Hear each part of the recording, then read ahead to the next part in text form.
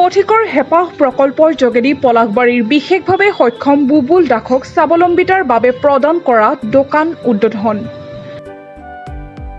ৰাজ্যৰ অন্যতম স্বেচ্ছাসেৱী অনুষ্ঠান পথিকৰ বিশেষভাৱে সক্ষমসকলৰ বাবে কাৰ্যসূচীৰ অন্তৰ্গত হেঁপাহ প্ৰকল্পৰ আধাৰত আজি দক্ষিণ কামৰূপৰ ব্যৱসায়িক কেন্দ্ৰস্থল বিজয়নগৰত বিশেষভাৱে সক্ষম বুবুল দাসক এখন দোকান প্ৰদান কৰা হয়।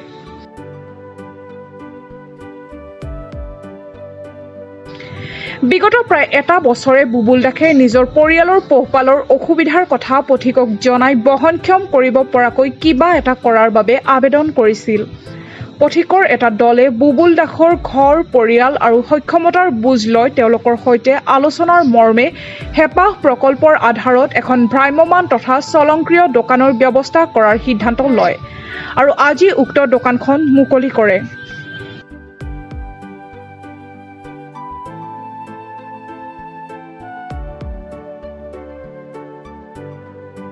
পথিকৰ সঞ্চালক ভিক্টৰ ৰাজকুমাৰ, উপসভাপতি মিনতী বৰুৱা, প্ৰকল্প সমন্বয়ক ৰাজলক্ষ্মী ৰাজশ্ৰী, জ্যেষ্ঠ সদস্য মৃদু গোস্বামী আৰু প্ৰকল্প পৰীক্ষক প্ৰকাশ বৰুৱাৰ উপস্থিতিত বিজয়নগৰৰ বিশিষ্ট সমাজকৰ্মী মহেন্দ্ৰ জৈন স্বয়ংক্ৰিয় দোকানখন শুভ উদ্বোধন কৰি পথিকৰ এই মহানুভৱতাৰ শলাগ লয়।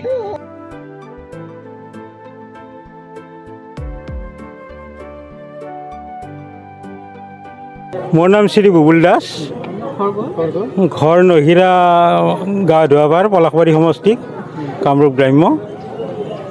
মই তাৰমানে যোৱা বছৰ ঠিক এনেকুৱা দিনতে এদিন আকাশবাণী গুৱাহাটীৰ ৰাতিপুৱা 7:15 বজাত মানে আৰম্ভ হোৱা আজি পুৱা অনুষ্ঠানটোত তেখেত ভিক্টৰ ৰাজকুমাৰ দেৱক সাক্ষাৎকাৰ এটা শুনা পাইছিলোঁ। সেই সাক্ষাৎকাৰটো শুনা পোৱাৰ পিছত যে বিশেষভাৱে সক্ষম ব্যক্তিক তেওঁলোকে কিবা নহয় কিবা ধৰণে সহায়ৰ হাত আগবঢ়াই আছে, এই কথাখিনি শুনাৰ পিছত সেই অনুষ্ঠানটো পৰিৱেশন কৰা ভাস্বতী দেৱীৰ পৰা মই এখেতৰ নম্বৰটো কালেকশ্যন কৰিছিলোঁ আৰু সেই নম্বৰ মতে এখেতৰ লগত যোগাযোগ হোৱাৰ পিছত আজি এবছৰৰ পৰা তেওঁলোকৰ লগত কথা পাতি আছোঁ, যোগাযোগ ৰাখি আছোঁ। তেওঁলোকেও মোক অকণমান কিবা সময় বিচাৰি আছে, মানে সহায় কৰিম বুলি এটা আশ্বাস দি থৈছিলে। সেই আশাকে মনত পুহি ৰাখি মই মানে অপেক্ষা কৰিলোঁ আৰু সেই অপেক্ষাৰ অন্ত পেলাই আজি তেওঁলোকে এই দোকানখন কৰাৰ কাৰণে অকণমান আৰ্থিক সাহাৰ্য দি মোক উপকৃত কৰিছে। তাৰ বাবে পথিকৰ সমূহ কৰ্মকৰ্তালৈ মোৰ আন্তৰিক ধন্যবাদ জনালোঁ। লগতে যোৱা বছৰ ঠিক তাৰিখকেইটা মোৰ মনত মানে মোবাইলত আছে, কিন্তু চিঠিৰ কেইখনৰ কপিও মই ৰাখিছোঁ লগত। এতিয়া আপোনালোকে চালে দেখাব পাৰিম। কিন্তু কথা হ'ল, মাননীয় ভাৰতৰ প্ৰধানমন্ত্ৰী মহোদয়লৈ ৰেজিষ্টাৰ কৰি এখন চিঠি দিছিলোঁ। সেই চিঠিখন তেওঁলোকৰ তাত মানে ডেলিভাৰী হৈছে তেওঁলোকৰ অফিচত, আৰু এই চিঠিখন তেওঁলোকে মানে পাব্লিক পৰ্টেলত ৰেজিষ্ট্ৰেশ্যনো কৰিছে। সেই মেছেজটোও মোৰ তাত আহিছে। আৰু ঠিক তাৰে পিছতে অসমৰ মাননীয় মুখ্যমন্ত্ৰী মহোদয়লৈ মই গোটেইখিনি কথা জনাই লগতে মোৰ এই বাধাগ্ৰস্ততাৰ যিখিনি প্ৰমাণ পত্ৰ আছে, UDID কাৰ্ড আছে আৰু অসম চৰকাৰৰ পৰা যিখন দিয়া প্ৰমাণ পত্ৰ আছে সেইখনৰ কপি গাঁঠি চিঠি এখন দিছিলোঁ। সেই চিঠিখনো তেওঁলোকে পাইছে, ডেলিভাৰী হৈছে। আৰু এই বছৰো তাৰমানে ঠিক আগষ্ট মাহত মাননীয় মুখ্যমন্ত্ৰীলৈ চেম বিষয়টো লৈয়ে মই এখন চিঠি দিছিলোঁ। যোৱা বছৰখনত একো সঁহাৰি নাপায়, এইখনৰো আজিলৈ মই একো মানে সঁহাৰি পোৱা নাই। তেওঁ মাননীয় মুখ্যমন্ত্ৰী মহোদয়ক আপোনালোকৰ মাধ্যমেৰে মই অনুৰোধ কৰোঁ, তেওঁলোকে যাতে মোৰ এই বাধাগ্ৰস্ততাৰ কথাখিনি অন্তৰৰ পৰা বিবেচনা কৰি কিবা এটা সহায়ৰ হাত সোনকালে আগবঢ়াই মোক উপকৃত কৰি আগবাঢ়ি যাবলৈ দিয়ে। মোৰ এইখিনিয়ে ক'বলগীয়া। চৰকাৰৰ পৰা অনুদান মই মাননীয় পলাশবাৰী সমষ্টিৰ বিধায়ক হেমন্ত ঠাকুৰীয়াৰ পৰা 2021 চনত 7,000 টকা এটা পাইছিলোঁ। আৰু বৰ্তমান যিটো অৰুণোদয় আঁচনি দি আছে 1250 টকা মাহত, সেইটো মোৰ সোমাই একাউণ্টছত, সেইটো মই পাই আছোঁ। আমি পথিকে বিগত 21 বছৰে আপোনালোকে জানে যে জনসাধাৰণৰ সুবিধাৰ কাৰণে যিমান পাৰোঁ আমি চেষ্টা কৰি আহিছোঁ, সহায় কৰি আহিছোঁ।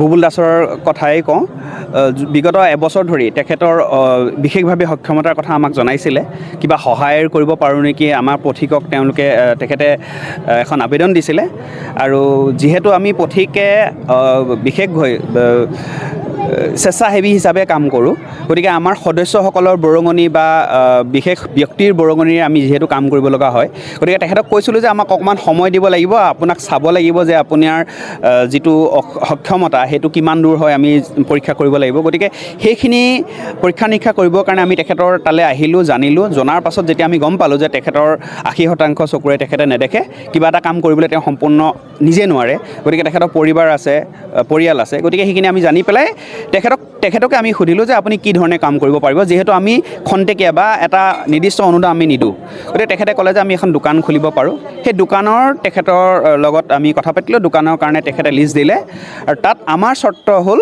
যে আমি ধঁপাতজাতীয় সামগ্ৰী দোকানত বেচিব নোৱাৰিব গতিকে সেইটো তেওঁ মানি লৈ এইখন চাহৰ দোকানৰ লগতে কিবা কিবি চিপছ জাতীয় বস্তু বেচিম বুলি তেখেতে চৰ্ত মানিলে আৰু সেই চৰ্ত অনুসৰি আমি তেখেতক প্ৰথম পৰ্যায়ত 20,000 টকা আমি অনুদান দিলোঁ তাৰে এই দোকানখন আজি শুভ উদ্বোধন কৰিবলৈ ওলাইছোঁ তেখেতৰ উদ্দেশ্য হৈছে কি আমাৰ উদ্দেশ্যটো পইচাটো নহয় বা তেখেতে চলিব পাৰিব নে নোৱাৰে তেখেত যিহেতু বিশেষভাৱে সক্ষম সেই সক্ষমতাক তেওঁ আওকাণ কৰি পেলাই কাম এটা আগবাঢ়িছে ভিক্ষা কৰিবলৈ যোৱা নাই কৰ্মক্ষমতা তেখেতে অটুট দেখুৱাইছে গতিকে আমি যিমান পাৰোঁ সহায় কৰিবলৈ চেষ্টা কৰিছোঁ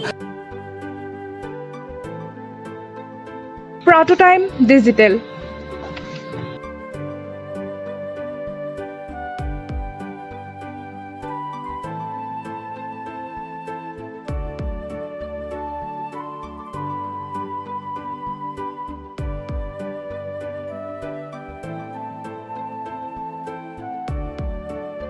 অসমৰ সংবাদ জগতখনৰ বাবে এক সুখবৰ নৰূপ নহাজেৰে প্ৰায় 30 বছৰীয়া অভিজ্ঞতা পুষ্ট সাপ্তাহিক কবচ পুনৰ এবাৰ ৰাজ্যৰ মাজলৈ স্বত্বাধিকাৰী প্ৰণীতা কলিতাৰ দ্বাৰা প্ৰকাশিত আৰু অমৰজ্যোতি প্ৰিণ্টাৰ্ছ গুৱাহাটী কমাৰ্চ কলেজৰ বিপৰীত ফালে মুদ্ৰিত আমাৰ ঠিকনা মুখ্য কাৰ্যালয় অসম ফৰেষ্ট স্কুল হৰিমন্দিৰ পথ গুৱাহাটী আৰু অস্থায়ী কাৰ্যালয় কলিতা মাৰ্কেট বিজয়নগৰ কামৰূপ অসম মোবাইল নং 9435114666 আৰু 7024722813 মেইল আইডি prabhatiahom@gmail.com